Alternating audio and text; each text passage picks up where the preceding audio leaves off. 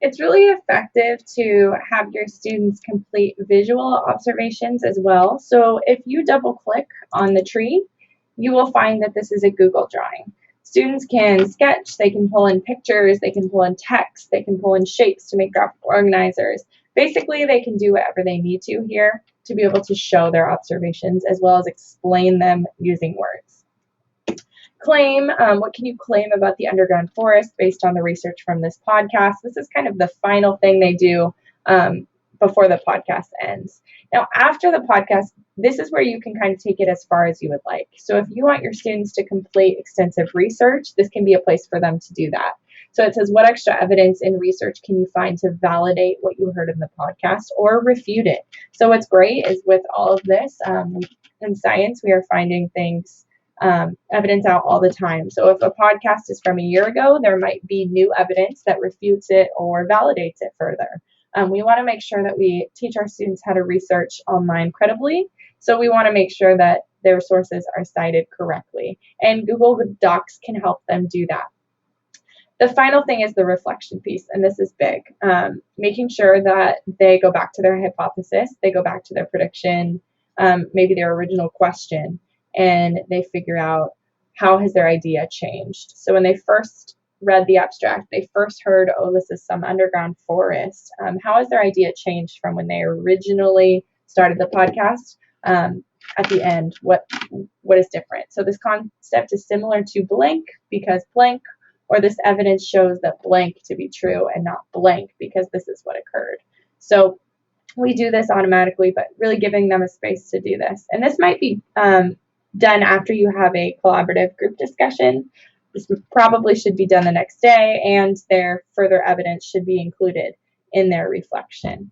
So hopefully this is something that you can continue to use.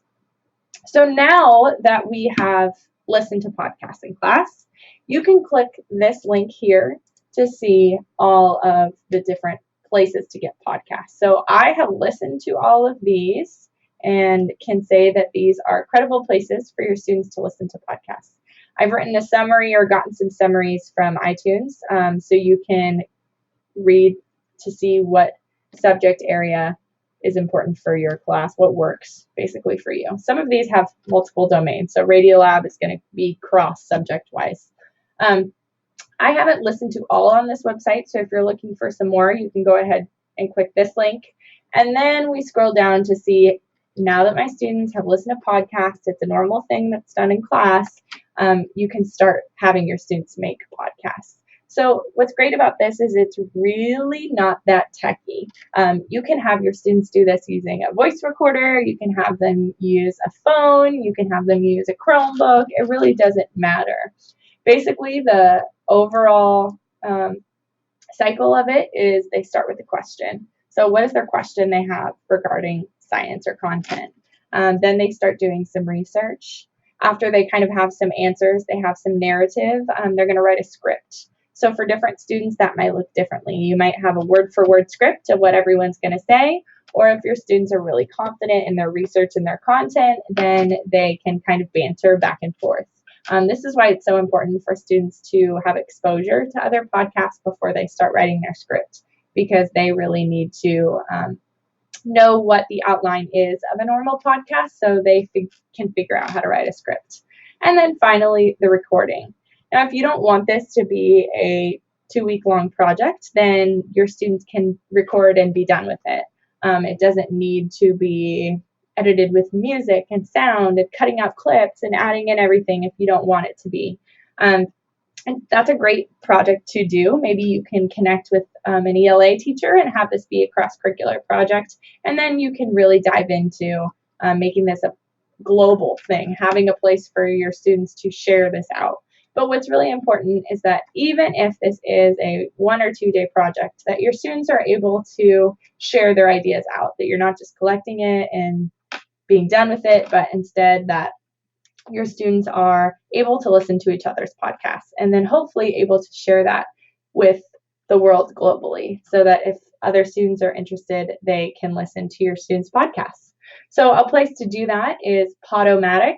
You can have your students post there, and they can add images if they would like and call it a mini cast. This is great for your students to share their work with parents and with other students all over the world. If you need help recording, I recommend using Vocaroo if you are trying to do just a simple recording using a Chromebook. And then if you want to follow this step-by-step document from Read, Write, Think, you could distribute that to your students and have them figure it out. They are pretty good. If you are more weary of having your students figure it out, you can look at the step-by-step website. You can read over it. You can be the pro and then help your students along the way. Let's go back to our original slide deck here. All I did in the creation of podcast section was copy and paste that little chart we just looked at. And then I provided more resources for you. So a step-by-step explanation course is for teachers. So if you want to take a course before you allow your students to record podcasts, feel free. That's there. It's free. And then if you are looking for other subject area podcast ideas, then maybe you teach other subjects. If you're a junior high teacher, go ahead and click there. You can see ELA, you can see history. I'd love to see what you find as strengths and weaknesses in podcasting, some fears that you might have. So if you go ahead and click this link, you'll be able to see other teachers from our sessions share their fears and strengths and ideas and excitement here. And then I would love to hear how you decide to implement this in your class. And if you have any worries, you can email me. I'd love to come out to your class and help you do it the first time, especially if you're creating podcasts with your students. So my email is ktyler@tehamaschools.org, and my Twitter handle is @KendraLTyler. Hopefully this helped.